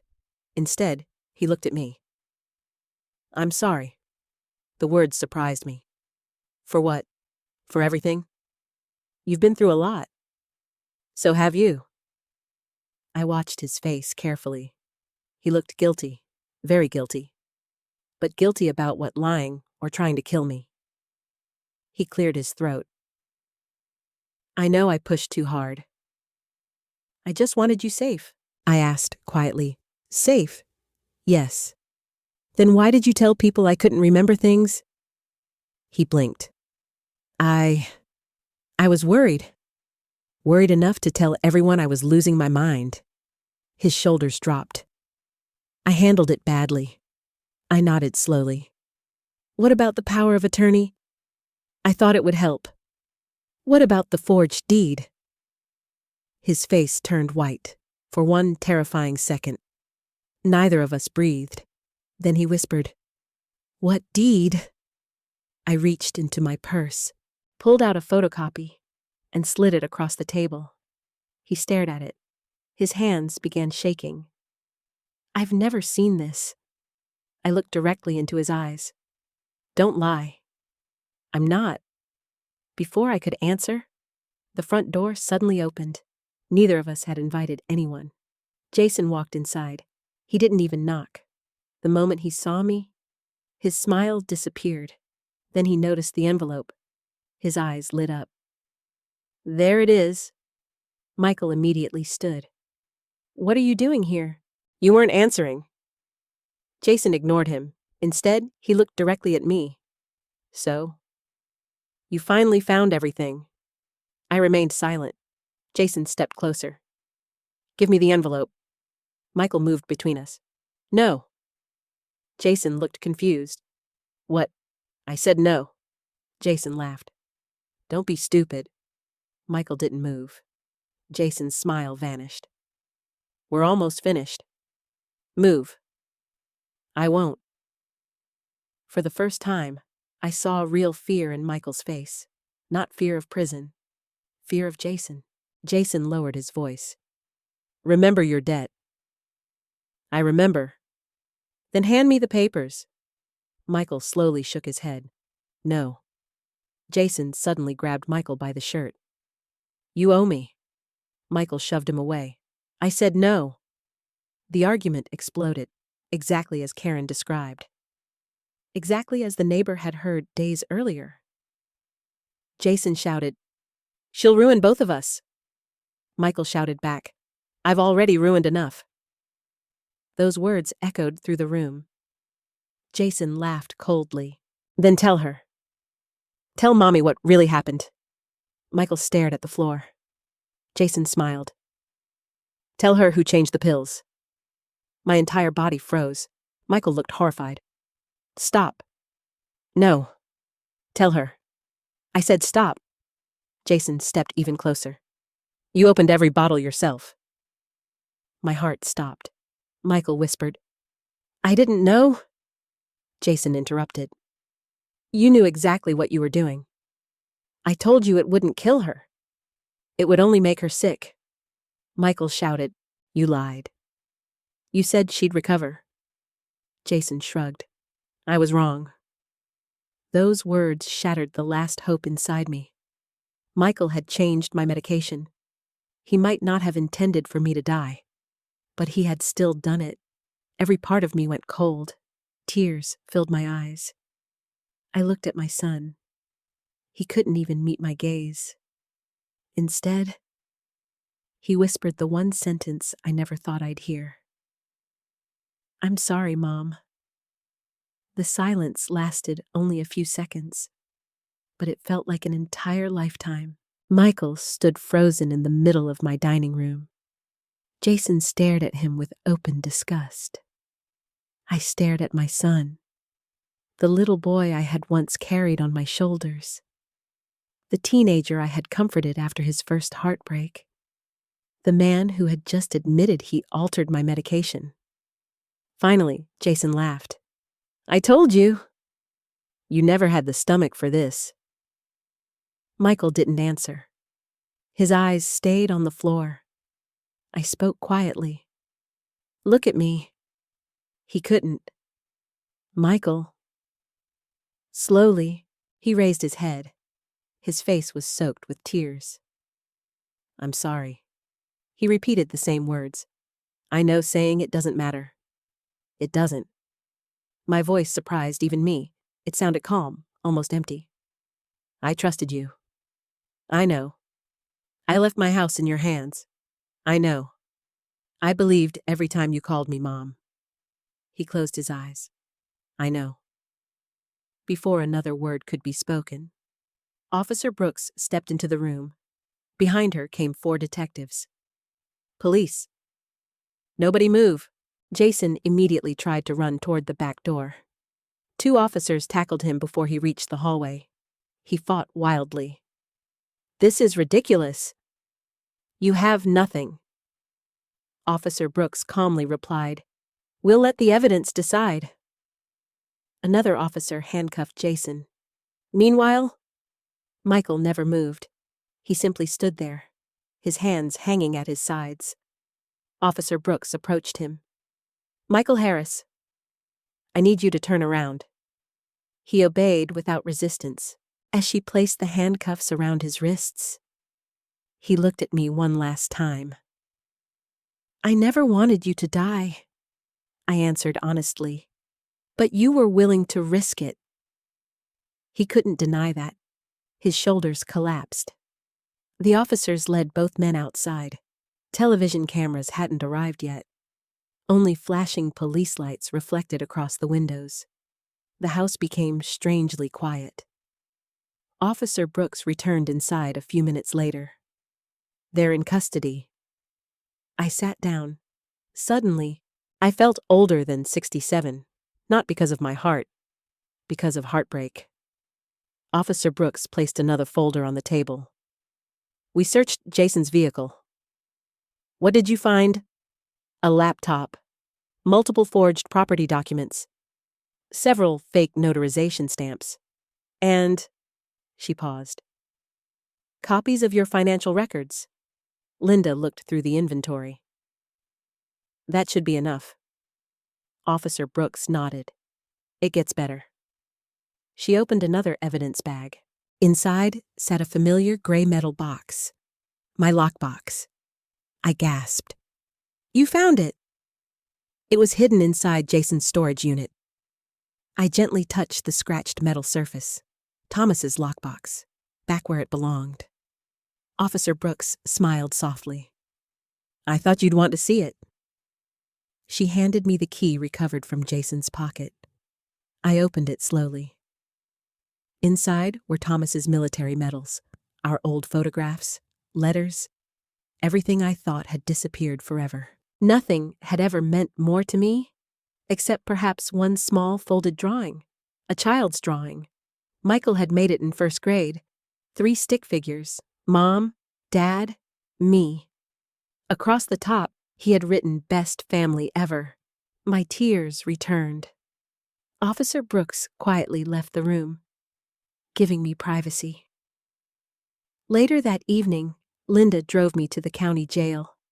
I hadn't planned to see Michael, but something inside me needed answers. The guard led me into the visitation room. Michael entered a minute later. Orange jail uniform, handcuffs. He looked nothing like the confident man who had manipulated legal documents only days earlier. He sat down. Neither of us spoke. Finally, he whispered, "I deserve this." I nodded. "Yes." "I don't expect forgiveness." "No. I only want you to know the truth." I folded my hands. "I'm listening." He took a long breath. "Jason approached me after my business failed. I owed him money. At first, he only wanted the house. I refused. What changed? He found my old confession. Thomas's confession. I thought Dad destroyed it. He didn't. He kept a copy. He said if I didn't cooperate, he'd tell you." I looked at him quietly. "So you chose fraud instead?" "I thought..." He wiped away tears. "I thought if the house sold, I'd pay everyone back. And you'd never know." I shook my head. You honestly believed that? No, he answered immediately. I just kept telling myself that. What about my medication? His entire body trembled. I swear. I believed Jason. What did he tell you? He said doubling the dosage would make you dizzy. Confused. The doctors would recommend assisted living. He said you'd recover in a few days. I stared at him. And you believed him? I wanted to. Because it made everything easier. His honesty somehow hurt more than another lie. You chose convenience. I chose cowardice. He corrected himself. I kept telling myself I wasn't hurting you. But every day, I knew I was becoming someone Dad would hate. I remembered Thomas's video.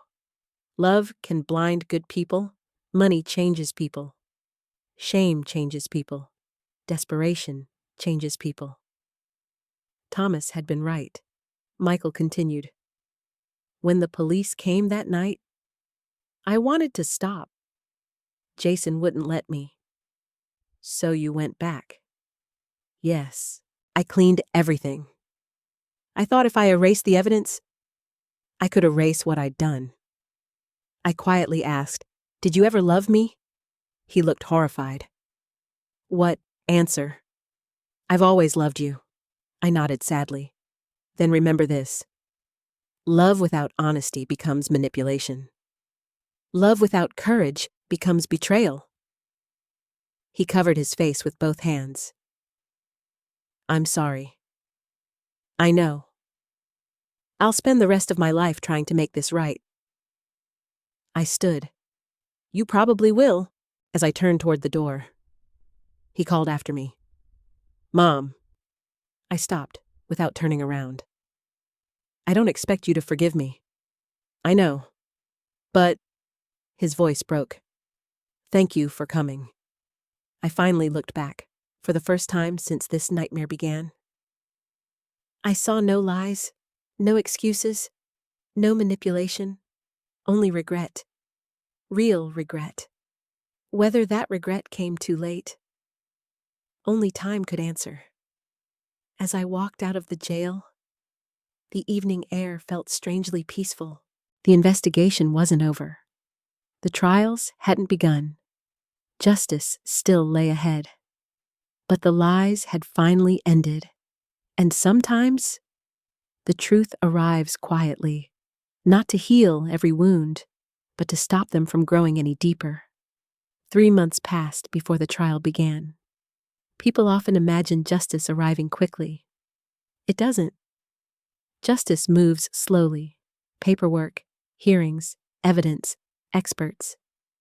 Every week seemed to bring another delay. During those months, I finally moved back into my own home. The first night alone felt strange. Every sound reminded me of the investigation. Every hallway reminded me of the lies. But little by little, the house began feeling like mine again. I repainted the kitchen. I planted fresh flowers beneath the front porch. I hung Thomas's military medals back where they belonged. For the first time in months, the house no longer looked like a crime scene. It looked like home.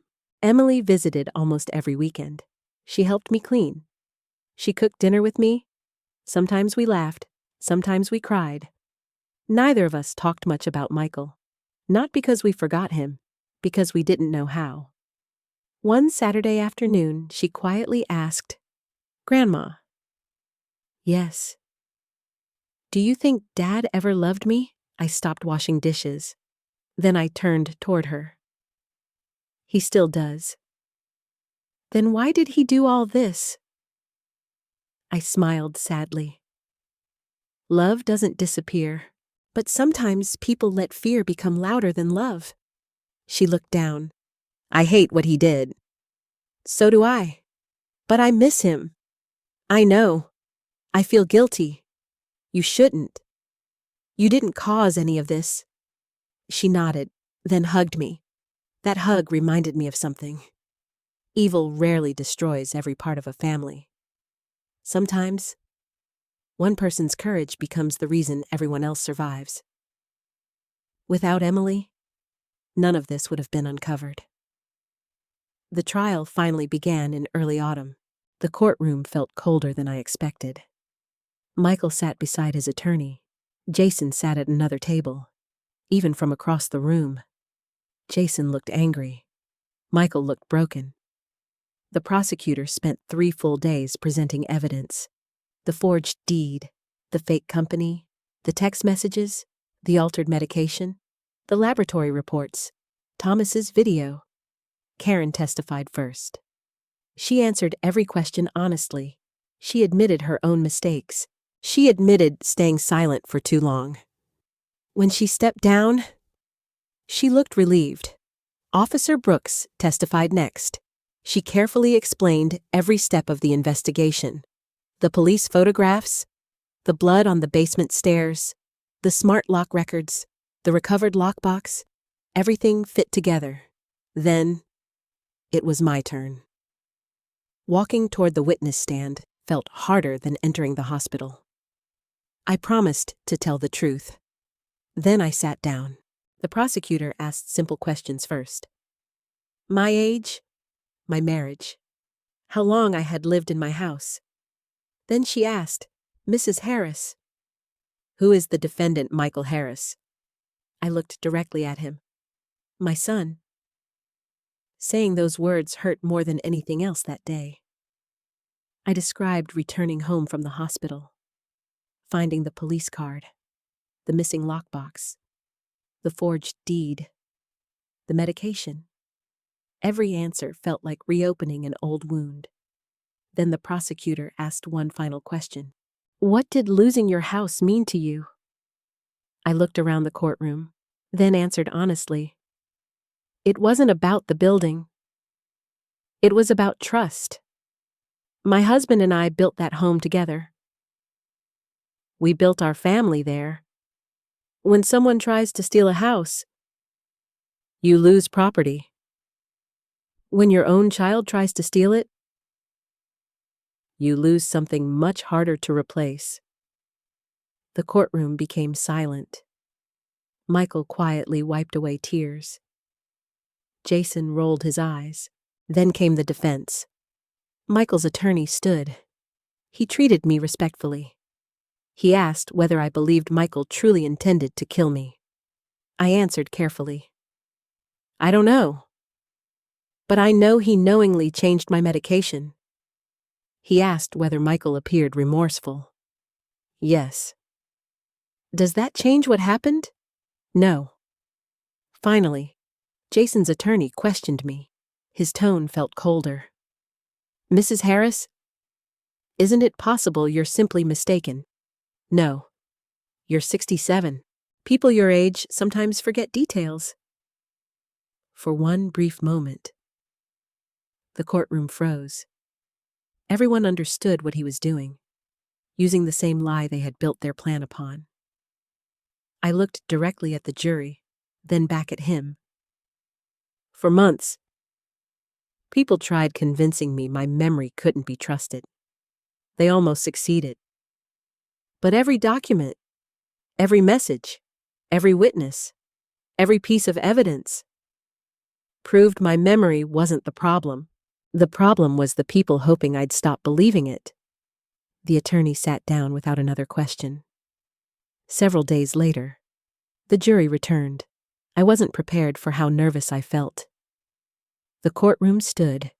The foreperson unfolded the verdict. On the charges against Jason Miller, guilty. Every count, forgery, fraud, conspiracy, evidence tampering, attempted financial exploitation. Jason showed no emotion. On the charges against Michael Harris, the room became completely silent. Guilty of conspiracy, guilty of fraud, guilty of altering prescription medication, not guilty of attempted murder. The prosecutor had always warned me that charge would be difficult to prove beyond reasonable doubt. I wasn't surprised. Michael lowered his head. He never looked toward the jury. The judge scheduled sentencing several weeks later. When that day arrived, Karen and Emily sat beside me. Neither spoke. The judge addressed Jason first. Because of prior fraudulent schemes involving multiple elderly victims, he received a lengthy prison sentence. Jason showed no regret, no apology, nothing. Then the judge turned toward Michael. You were not the mastermind, but you willingly participated. You betrayed not only the law, but your own mother. The judge sentenced him to several years in prison, less than Jason, still enough to change the rest of his life. Before deputies escorted him away, Michael asked one question. May I say something? The judge allowed it. Michael turned toward me, not toward the jury, not toward the reporters, toward me. I spent months blaming Jason. I blamed debt. I blamed fear. But every decision belonged to me. I chose them. I don't deserve another chance. I only hope. He struggled to continue. That one day, Emily remembers the father I was before I became this man. He looked at me. And Mom, I hope someday, when you walk through our old house, you remember at least one good thing about me. The deputies led him away. I didn't answer, because I honestly didn't know if I could. Not yet, maybe not ever. But I also knew something else.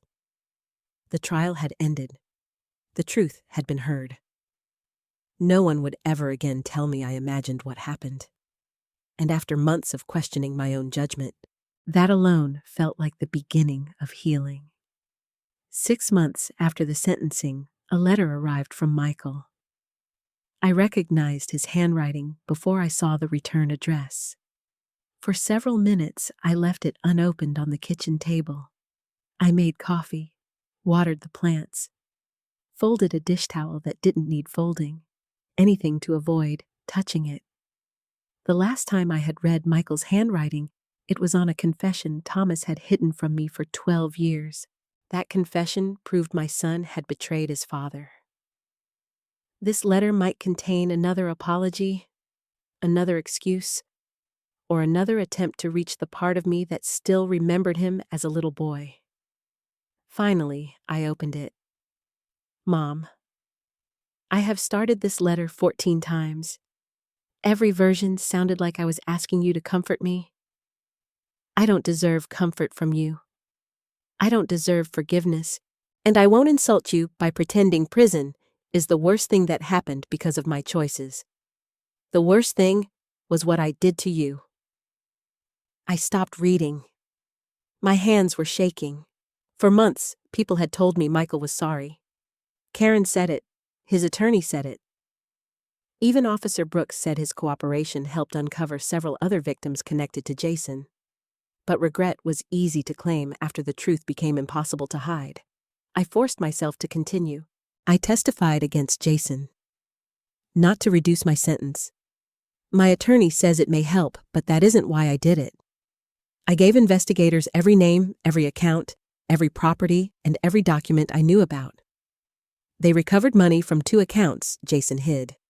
Some of it may be returned to the families he harmed. I know that doesn't repair what I did, but it is one honest thing I can still choose. I placed the letter down. That part surprised me. Jason's crimes had reached far beyond my house. The investigation uncovered 6 elderly victims in 3 counties. 2 had lost their homes. 1 had died before the fraud was discovered. Their children claimed they were only helping. Their signatures said otherwise. Jason had built a business from fear. He found families already struggling with debt. Then he taught them how to turn aging parents into opportunities. Michael had not been his first partner, but according to the police, he had been the first one to fully confess. I picked up the letter again. Emily wrote to me. She told me she was accepted into college. I cried when I read it. I know I have no right to be proud, but I am. She also told me you planted roses near the porch. Dad always wanted roses there. I remember him saying you would complain about the thorns.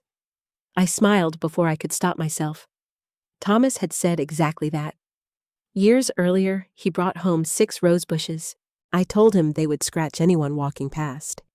He kissed my cheek and said, "Beautiful things sometimes require careful handling." At the time, I thought he was talking about flowers. Now I wondered if he had been talking about family. Michael's letter continued. There is something I need to admit that I never told the police during the first interview. I did not create the plan to alter your medication. Jason did, but I was the one who chose which pills to replace. I knew your prescriptions. I knew your schedule. I knew you trusted me. He said the dose would only cause confusion and weakness. I wanted to believe him because believing him made the plan possible, but part of me knew it was dangerous. I did it anyway. I closed my eyes. There it was. The full truth. No excuses. No claim that Jason tricked him completely. Michael had known there was a risk. Maybe not death, but harm. He accepted that risk because my suffering made his crime easier. The knowledge hurt. Yet strangely, it also gave me peace. For months, I had been trapped between 2 versions of my son. The victim controlled by Jason, and the willing participant who betrayed me. The truth was more painful. Michael was both. He had been frightened, manipulated, desperate, but he still chose. Understanding the pressure did not erase responsibility. It only explained how a man could love his mother and still become dangerous to her. The final paragraph was shorter. I will not ask you to visit. I will not ask you to write. I only ask one thing. Please don't let what I did take the rest of your life, too.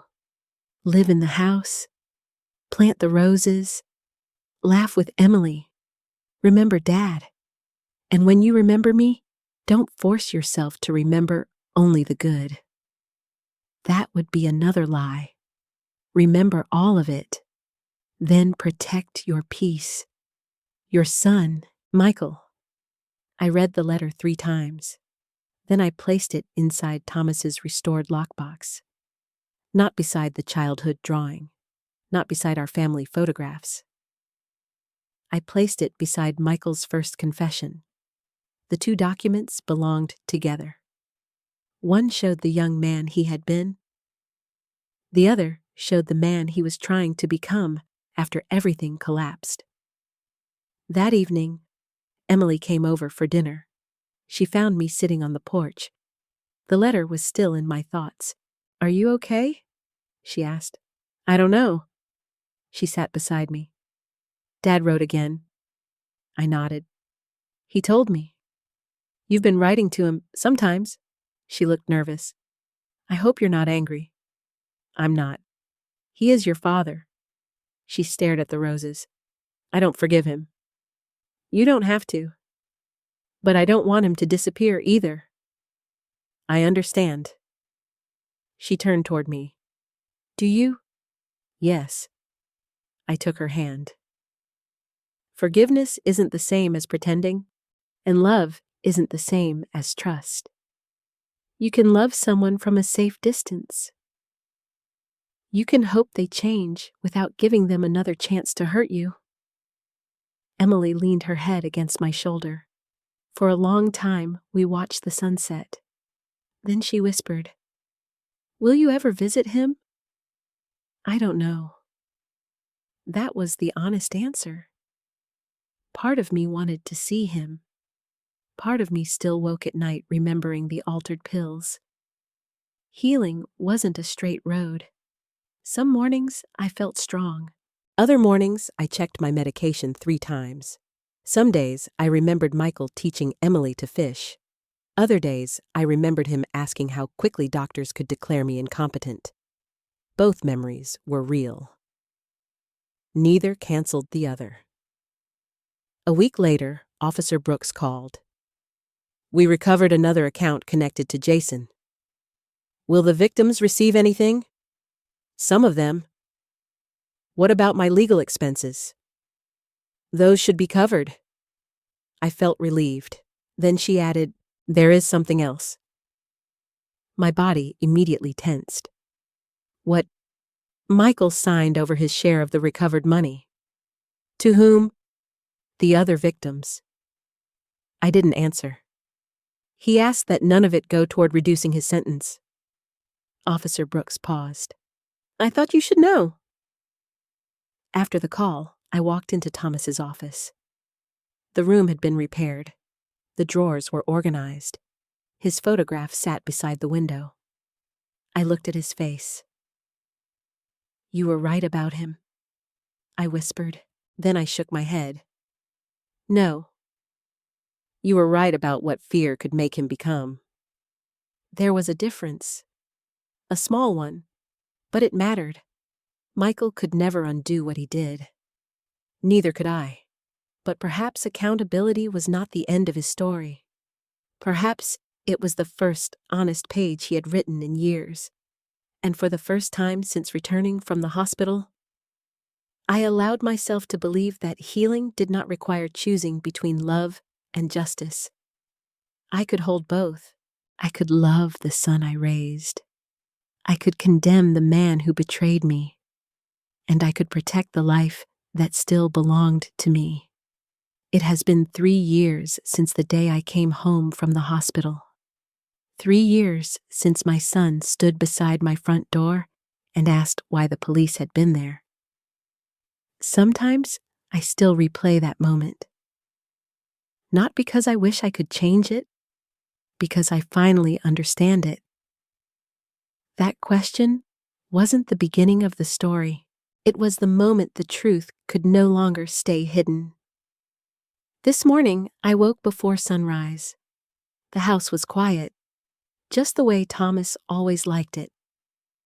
I made coffee, opened the kitchen window, watched the light slowly spread across the backyard.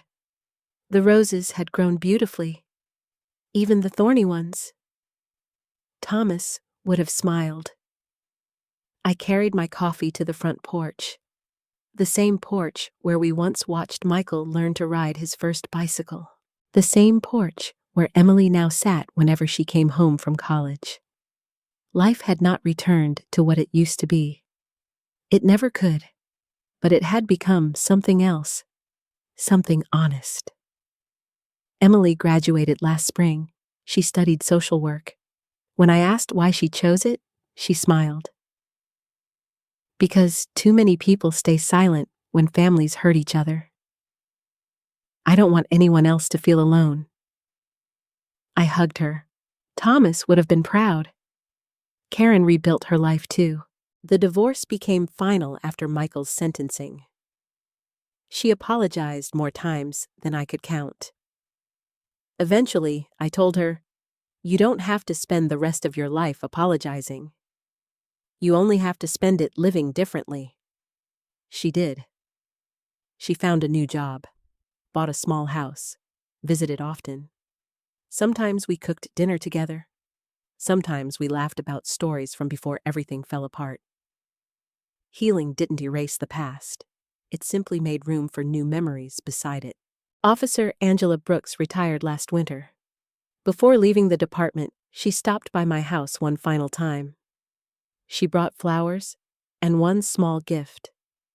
The original police card. The one left beneath my doormat. She had framed it. Across the bottom she wrote, "Always trust your instincts." I hung it inside Thomas's office, not because I wanted to remember the fear, because I wanted to remember the lesson. Linda Parker still visits every few weeks. She jokes that I finally keep my paperwork organized. She's right. Every important document now lives inside a fireproof safe. Not because I expect another betrayal, because peace sometimes comes from simple preparation. People often ask whether I ever forgave Michael. The answer surprises them. Forgiveness is not one decision. It is hundreds of small decisions. Some days I feel close to it. Other days I remember opening my medication organizer, or reading the forged deed, or hearing him admit he changed my pills. Those memories still hurt. They probably always will. But hatred no longer lives in my house. There isn't enough room for both hatred and peace. I chose peace, not because Michael earned it, because I needed it. About 6 months ago, I visited him, not inside a courtroom, not across thick glass, inside the prison visitation garden. He looked older. Gray touched his hair. His hands were rough from work. He stood when he saw me. Neither of us spoke for almost a minute. Then he quietly said, "You came." "I did. I didn't think you ever would. I wasn't sure either." We sat together beneath a tree. He told me he was teaching literacy classes to other inmates. He said he volunteered every chance he could, not because it shortened his sentence, because it reminded him he could still choose to do something useful. I believed him, not because he asked me to, because his eyes no longer searched for excuses. They searched only for truth. He looked at me. "I think about Dad every day." "So do I." "I think he would be ashamed," I answered honestly. "Yes, he would." Michael nodded. "I am too." Then he reached into his pocket. The guard inspected the item before handing it to me. It was a folded piece of paper, a simple drawing, 3 stick figures, 1 older woman, 1 younger woman, 1 young child. Across the top it read, "The family I hope still has a future." I smiled sadly. "I remember another drawing." "So do I." We didn't speak much after that. When I left, he didn't ask when I'd return. He only said, "Thank you." Sometimes, that is enough. Last month, Emily became engaged. She asked whether the wedding could take place in my backyard, right beside Thomas's roses. I said yes before she finished asking. As we measured the space for chairs, she suddenly looked at me. "Grandma." "Yes, if Grandpa were here." "What do you think he'd say?" I looked across the yard. For just a second, I could almost see him standing there, hands in his pockets, smiling that quiet smile. "I think he'd tell us not to waste another beautiful day." Emily laughed. "I think you're right. This house almost became evidence. It almost became another fraudulent property sale. Instead, it became a place where another generation would begin." Sometimes I walk through each room after everyone leaves. I touch the walls, the staircase, the kitchen counter Thomas built himself. I remember every season of our lives, the joyful ones, the painful ones, the ordinary ones. This house witnessed all of them. It also witnessed something I never expected. The day I learned that love alone cannot protect a family. Love must be joined by honesty, by courage, by accountability. Otherwise, it becomes something dangerous. If you have listened to my story this far, I hope you remember only one thing. Trust is precious. Protect it, even when protecting it feels impossible. Especially when the person asking you to ignore your instincts is someone you love. Because the truth may break your heart, but lies can steal your entire life. I still miss the son I once knew. I always will. But every morning, when I unlock my own front door, when I take my own medication, when I drink coffee on the porch Thomas built, I remember something equally important. I survived, not because I was stronger than everyone else, because one warning, one granddaughter, one honest attorney, one determined police officer, and one promise from a husband who knew me better than anyone, helped me trust myself when it mattered most, and that trust gave me back the only home no one will ever steal again. the one inside my own heart. If this story touched your heart, please take a moment to like this video and subscribe to the channel. Your support helps more people discover stories about family trust and second chances. And tell me in the comments, if someone you loved betrayed you this deeply, could you ever truly forgive them? I'd love to read your thoughts.